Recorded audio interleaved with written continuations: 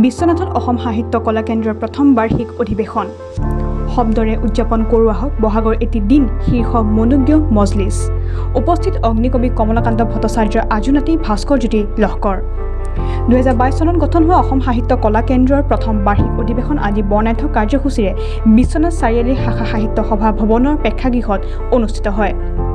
অসম সাহিত্য সভা কলা কেন্দ্ৰৰ সভাপতি তেজেন হাজৰিকাই আগধৰা সভাত অগ্নিকবি কমলাকান্ত ভট্টাচাৰ্যৰ আজুনাতি ভাস্কৰজ্যোতি লহকৰ, অসম আবৃত্তি আৰু সংস্কৃতি পৰিষদৰ প্ৰধান সম্পাদক ৰাজীৱ বৰঠাকুৰ, বিশিষ্ট বেডমিণ্টন খেলুৱৈ ভৈৰৱ বৰা, সাহিত্যিক শোভন কুমাৰ মেধি, গণশিল্পী অতুল দাস, অসম লেখিকা সমাৰোহ বিশ্বনাথ জিলা সমিতিৰ তদানীন্তন সভানেত্ৰী বিশিষ্ট লেখিকা ধনদা কলিতা, তাত্ৰী ই পুথি মঞ্চৰ প্ৰতিষ্ঠাপক তথা সাহিত্যকৰ্মী ত্ৰিদীপ বৰুৱা, কবি দিলীপ কুমাৰ ভট্টাচাৰ্য, অসম চাহ জনগোষ্ঠী জলহা সাহিত্য সভাৰ সভাপতি গোলাম ৰছুল আলী জলহাকে ধৰি অসমৰ বিভিন্ন প্ৰান্তৰ সাহিত্যানুৰাগী শিল্পীসকল অনুষ্ঠানটিত উপস্থিত থাকি বিভিন্ন কাৰ্যসূচীত অংশগ্ৰহণ কৰে। অসম সাহিত্য কলা কেন্দ্ৰৰ কাৰ্যকৰী সভানেত্ৰী ৰুবি শইকীয়া দাসৰ নেতৃত্বত অতিথিসকলক আদৰণি জনোৱাৰ বিপৰীতে মুখ্য প্ৰশাসিকা শ্ৰোতাশ্বিনী দেৱী আৰু পূবালী শইকীয়াই সংগ প্ৰদান কৰা অনুষ্ঠানত বিশ্বনাথ মহাবিদ্যালয়ৰ অধ্যক্ষ ডক্টৰ চিন্তামণি শৰ্মাই বাৰ্ষিক আলোচনী ফেহুজালি উন্মোচন কৰে।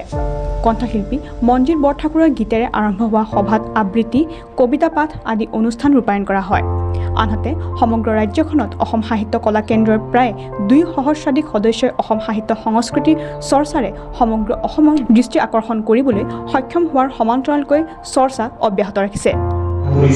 আজি আমি 2022 চনত গঠিত কৰা অসম সাহিত্য কলা কেন্দ্ৰৰ এই বাৰ্ষিক অধিৱেশন ভাগ প্ৰথম বাৰ্ষিক অধিৱেশন ভাগ অনুষ্ঠিত কৰিবলৈ সক্ষম হৈছোঁ আমাৰ প্ৰতিনিধিবৰ্গৰ সহযোগিতা আৰু বিশ্বনাথৰ স্থানীয় শহীদসকলৰ সহযোগিতা। আৰু আজিৰ এই অনুষ্ঠানতেই আমি এখন গ্ৰন্থ উন্মোচন কৰিবলৈ লৈছোঁ। প্ৰথম বাৰ্ষিক গ্ৰন্থ ফেহুজালি শীৰ্ষক নামেৰে আমাৰ অসম সাহিত্য কলা কেন্দ্ৰৰ বাৰ্ষিক আলোচনী। আৰু আমি আজিৰ এই দিনটোতেই শব্দৰে উদযাপন কৰোৱা হওক বহাগৰ এটি দিন শীৰ্ষক এটি অনুষ্ঠান আমি আপোনালোকলৈ আগবঢ়াইছোঁ, আমাৰ সকলো সুবিধালৈ আগবঢ়াইছোঁ। ইয়াত আমি যথেষ্ট সহযোগিতা পাইছোঁ। আমাৰ অসমৰ বিভিন্ন প্ৰান্তৰ পৰা আহি উপস্থিত হৈছে। যোৰহাট, নাজিৰা, শিৱসাগৰ আদিকে ধৰি গুৱাহাটীৰ প্ৰমুখ্যে ঢেকীয়াজুলি আৰু বিভিন্ন প্ৰান্তৰ পৰা আহি উপস্থিত হৈছেহি আমাৰ মাজত আমাৰ শহীদবৃন্দ। তেখেতসকলৰ সহযোগিতাতে আজিৰ এই আমি পূৰ্ণাংগ অধিৱেশনখনি প্ৰথম বছৰৰ পূৰ্ণাংগ অধিৱেশনখনি ৰূপায়িত কৰিবলৈ সক্ষম হৈছোঁ। আৰু ইয়াত আমাৰ সাংবাদিক বন্ধুকে ধৰি বিভিন্ন ক্ষেত্ৰৰ ব্যক্তিসকলে অনুষ্ঠানটো আমাক ৰূপায়িত কৰিবলৈ সুবিধা দিছে। ডক্টৰ চিন্তামণি শৰ্মাই আজিৰ এই গ্ৰন্থভাগ উন্মোচন কৰিছে। নিৰ্দিষ্ট বক্তাৰ ভাষণ দিছে ত্ৰিদীপ বৰুৱা, এজন অভিযন্তা, আৰু বহুকেইজন ব্যক্তি আছে। অসম আবৃত্তি আৰু সংস্কৃতি পৰিষদৰ সম্পাদক শ্ৰদ্ধাৰ ৰাজীৱ বৰঠাকুৰ আমাৰ মাজত আছে। গতিকে বহুকেইজন কথিত থকা ব্যক্তি আৰু অনুষ্ঠানৰ আৰম্ভণিতে আমাৰ স্থানীয় শিল্পী মঞ্জিত বৰঠাকুৰে এটি সুন্দৰ গীতেৰে আজিৰ অনুষ্ঠানটি ৰূপায়িত কৰিছে।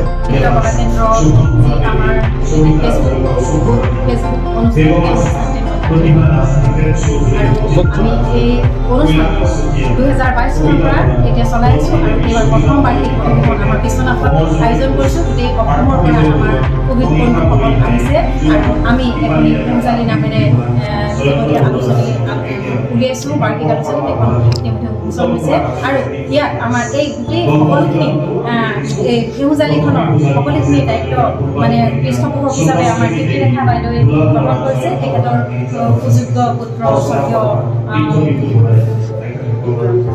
দীপ্ত ৰঞ্জন দাসৰ তেখেতলৈ মই আচলতে অশেষ ধন্যবাদ জ্ঞাপন কৰিছোঁ। তাৰ উপৰি আৰু বহুখিনি কথা আছে।